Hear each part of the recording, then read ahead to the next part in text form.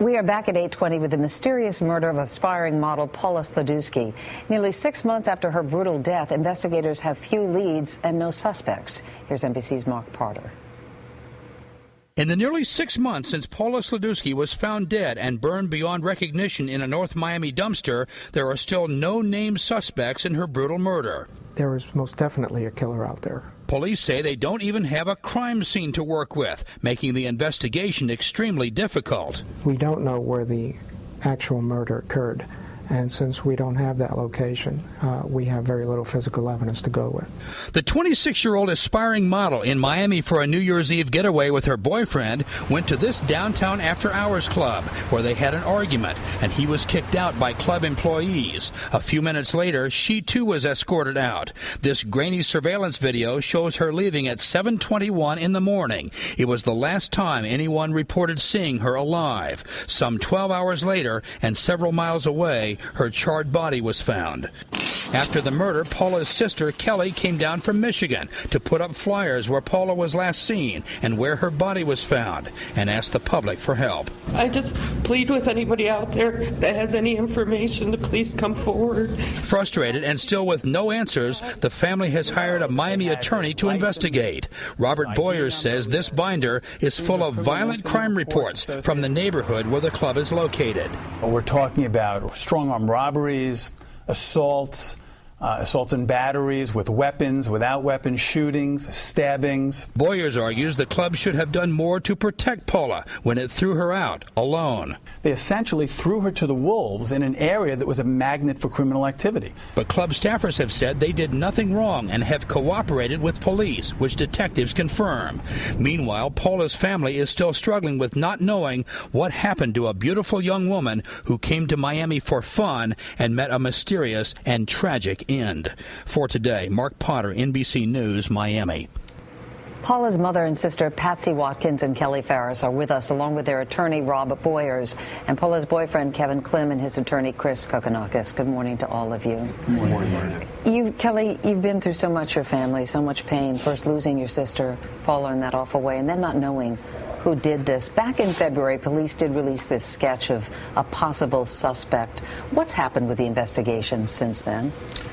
Meredith, it's been very frustrating because there's no new information. I know nothing more than I did back then. The police just tell us they're still following leads, and that's as much information as they give us. So you ask for information, basically they say there's nothing to impart here. Yeah, they say that they're still following leads. That's the stock answer that we get. Why do you think the police have been unable to get any break in this case and all this time? I'm not really sure. I mean, I'm sure that they want to find who did this and they want to solve this case. There could be information out there that they didn't obtain. It's really hard to say without them giving us any information. Rob, you were hired by the family, obviously, to help look into this. What have you learned about the status of the investigation into Paula's death? Well, unfortunately, we have emailed and called the detective that's in charge of the investigation, and he has not thus far spoken with us. But what would be the rationale for him not speaking to you? Well, as a former prosecutor from New York, there can be reasons not to disclose certain sources or to jeopardize certain witnesses.